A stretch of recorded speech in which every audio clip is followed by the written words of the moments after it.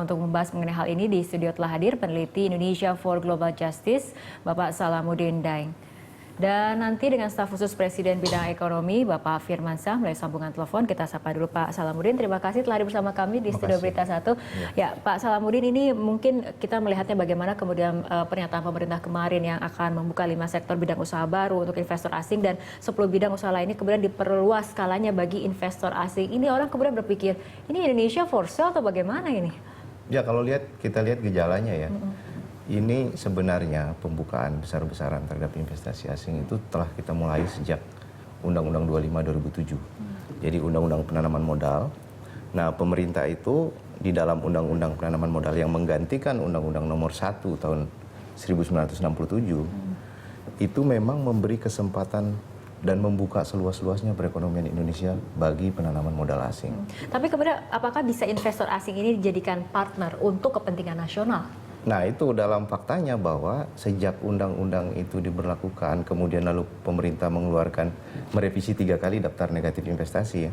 Dan terakhir kemudian merevisinya dengan Perpres 36 tahun 2010 yang hampir seluruh sektor strategis kita dibuka untuk kepentingan penanaman modal asing. Termasuk tadi yang disebut air minum bisa dikuasai asing sampai dengan 95% ya. Pertanian bisa dikuasai asing sampai 95% dan sektor-sektor pertambangan dan migas semua boleh dikuasai mayoritas oleh penanaman modal asing. Seharusnya sektor-sektor strategi seperti itu seharusnya dikuasai penuh oleh negara? Karena begini, konstitusi kita kan mengamanatkan seperti itu. Jadi kalau kita baca bahwa apa yang disebut dengan cabang-cabang produksi yang penting bagi negara, yang menguasai hajat hidup orang banyak itu mestinya dikuasai negara, tidak diobral pada kepentingan pihak asing. Dan sekarang kalau kita lihat skala investasi yang begitu luas di negeri kita itu tercermin dari tingkat penguasaan tanah yang begitu luas. Jadi kalau kita lihat ya, saya mencoba merinci-rinci masing-masing sektor. Kalau di sektor pertambangan, mineral dan batu bara, luas lahan yang sudah kita alokasikan untuk penanaman modal itu sekitar 45 juta hektar. Itu mineral dan batu bara. Di sektor migas itu sekitar 95 juta hektar. Di sektor perkebunan itu sekitar 9 juta hektar, itu sawit saja. Di sektor kehutanan untuk HPH dan lain sebagainya itu sekitar 32 juta hektar. Kalau saya jumlahkan semuanya, itu sekitar 178 juta hektar. Oke, baik, nah, luas daratan Indonesia secara keseluruhan itu 195 juta hektar.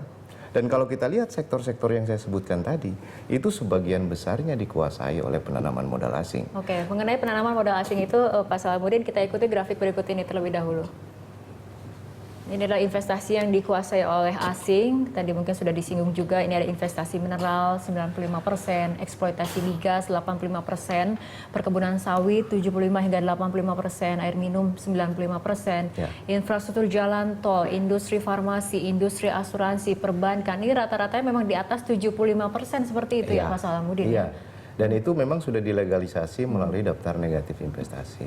Nah, pemerintah tidak menyadari bahwa sebenarnya seiring dengan dominasi asing di dalam investasi-investasi yang saya lihat itu haus lahan ya, itu land grabbing terjadi di mana-mana, yang kemudian menimbulkan konflik yang luas dengan masyarakat. Belum lagi kepentingan nasional kita yang lebih besar ya. Pada tingkat lokal itu konfliknya semakin luas, pada tingkat nasional kita sebenarnya tidak menikmati keuntungan apa-apa dari investasi yang besar. Ambil contoh sekarang. Sekarang kita mengalami triple defisit. Satu, defisit perdagangan ya, sejak pertengahan 2012 sampai sekarang belum berakhir. Kedua, defisit transaksi berjalan kita, ya kan. Ketiga, defisit dalam APBN kita. Dan itu nggak bisa kita atasi. Pak Salamuddin, apa kemudian dampaknya ketika keran untuk investor asing kemudian dibuka selebar-lebarnya kemudian dengan kondisi defisit transaksi berjalan kita? Tapi kita akan membahasnya usai jeda berikut. Pak Salamuddin, apakah kemudian dengan membuka keran selebar-lebarnya untuk investor asing ini pemerintah seolah sedang mawas diri bahwa iklim investasi di Indonesia ini kemudian memang sedang disusul oleh negara-negara lain, bahkan negara seperti Filipina, atau bagaimana? Kalau dalam pandangan saya, kita adalah negara yang sangat liberal di dalam urusan investasi. Dan perlu kita ketahui bahwa kemarin di pertemuan APEC yang berlangsung di Bali itu satu momentum tertinggi pemerintah di mana ada satu kesepakatan untuk membuka investasi seluas-luasnya di Indonesia. Dan kita adalah yang paling liberal dibandingkan negara manapun di dunia. Bahkan negara liberal saja memberikan proteksi pada perekonomiannya contoh kita di sektor perbankan. Belum pernah saya dengar ada negara di dunia yang membuka sektor perbankannya hingga 95% bagi penanaman modal asing. Itu hampir nggak ada.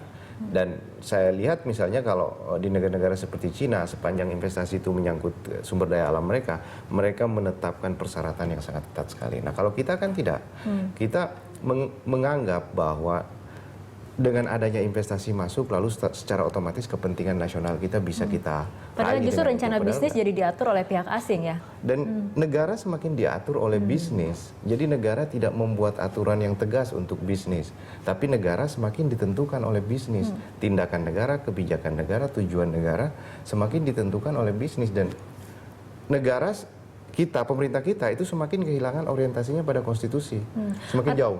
Artinya Pak Salamuddin, apakah kemudian membuka akses untuk investor asing ini salah ataupun tidak salah, tapi jika pemerintah menerapkan skema seperti private partnership atau bagaimana?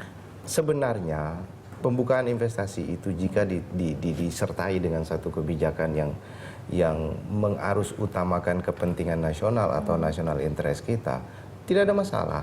Cuman sekarang, apalagi ini era globalisasi, iya, kita tidak bisa anti investasi. Kita tidak melihat sama sekali apa national interest kita di dalam seluruh regulasi yang kita buat.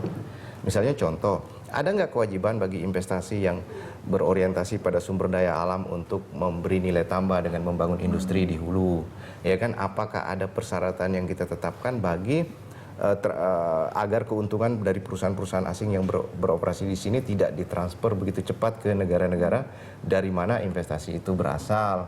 Kemudian apakah ada persyaratan yang ketat bagi investasi dari luar negeri untuk membangun industri di dalam negeri atau menempatkan uang mereka, hasil keuntungan mereka untuk ekonomi kita selanjutnya. Artinya membuka akses untuk investor asing sebetulnya tidak salah, tapi pemerintah memang harus menerapkan skema yang ketat. Persyaratan yang ketat yang didasarkan pada kepentingan nasional kita apa.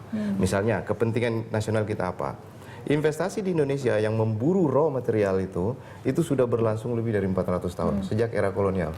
Kalau dulu yang diburu itu komoditas rempah hasil perkebunan, kalau sekarang minyak, gas, batu bara, mineral dan lain sebagainya. Nah, keadaan investasi dari 400 tahun yang lalu sampai dengan sekarang itu relatif sama. Karena apa? Tidak ada dorongan bagi pemerintah untuk supaya investasi asing itu membangun industri di sini, tidak ada. Jadi kita sepanjang waktu selama-lamanya kita hanya akan menyerahkan raw material untuk kepentingan industrialisasi di negara lain. Oke, Pak Salamuddin, kita harus tahan dulu perbincangan, kita ikuti jeda berikut terlebih dahulu. Kini kita telah terhubung dengan staf khusus Presiden bidang ekonomi Bapak Firmansyah. Ya, Pak Firmansyah, apa sebetulnya menjadi pertimbangan pemerintah untuk melonggarkan akses bagi investor asing? Pak Firmansyah? Ya, pemirsa, mohon maaf nampaknya terjadi gangguan teknis antara hubungan komunikasi kami dengan staf khusus Presiden bidang ekonomi Bapak Firmansyah. Selanjutnya kita akan lanjutkan kembali dialog bersama Bapak Salamuddin Daeng. Pak Salamuddin, ini kan Indonesia sedang mengalami defisit neraca transaksi berjalan, tapi kemudian pemerintah mengambil langkah untuk seolah-olah memang memperlonggar akses bagi investor asing. Ini sebuah langkah yang seperti apa menurut Anda? Ini kan sebenarnya masalah investasi yang sedang dibicarakan pemerintah sekarang itu tidak bisa dilepaskan dari masalah utang luar negeri dan lain sebagainya, dan upaya-upaya pemerintah untuk membuka lebar-lebar sektor keuangan kita agar ada capital inflow masuk ke kita. Nah, menurut hemat saya tindakan-tindakan pemerintah itu sudah berada pada posisi yang sangat membahayakan. Karena apa? Sebuah langkah panik menurut Anda? Ya, karena begini, ambil saja contoh ya, sejak terjadinya defisit dalam transaksi berjalan kita dan defisit di dalam neraca pembayaran kita, pemerintah itu menyedot utang luar negeri sangat besar di tahun ini. 300 triliun, hampir mendekati 300 triliun ya, di dalam tahun ini saja. Itu dari surat utang saja, belum utang bilateral dan lain-lain.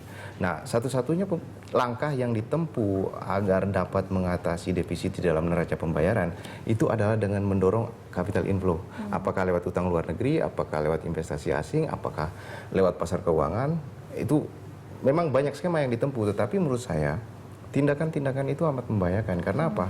Karena ini akan meninggalkan beban bagi pemerintahan ke depan, akan meninggalkan beban utang yang sangat besar ke depan. Apalagi sekarang ya, di tengah nilai tukar rupiah terhadap dolar yang terus merosot, kemudian menyebabkan utang kita bisa berlipat ganda. Kalau terjadi misalnya nilai tukar kita mendekati 15.000 per US dollar, maka kemungkinan besar utang kita sudah terdepresiasi separuhnya. Jadi kita harus membayar 2 kali lipat daripada utang kita yang sebenarnya yang dipinjam oleh pemerintah. Baik, Bapak Salamuddin, kita akan mencoba kembali menghubungi staf khusus Presiden bidang ekonomi Bapak Firmansyah. Pak Firmansyah? Iya, selamat malam. Ya, Pak Firmansyah, ini kok seolah Indonesia for sale ketika kemudian akses untuk investor asing ini dibuka selebar-lebarnya. Apakah kemudian ini tidak akan membuat asing justru makin mendominasi perekonomian nasional? Iya, pertama perlu saya luruskan ya bahwa Indonesia is not for sale. Kita tidak dalam situasi membuka diri seluas-luasnya terhadap asing. Bahkan misalnya kalau kita melihat undang-undang Minerba yang tahun 2009 itu juga menunjukkan bahwa komitmen kita bersama untuk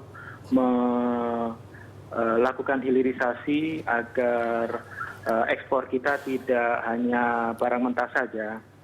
Kemudian juga kalau kita perhatikan di sejumlah kebijakan yang lain, pemerintah baik di pusat maupun di daerah juga terus mendorong penanaman modal dalam negeri. Terkait dengan masalah hutang, tentunya kita semuanya sepakat bahwa hutang harus dikelola dan itu juga menjadi komitmen pemerintah.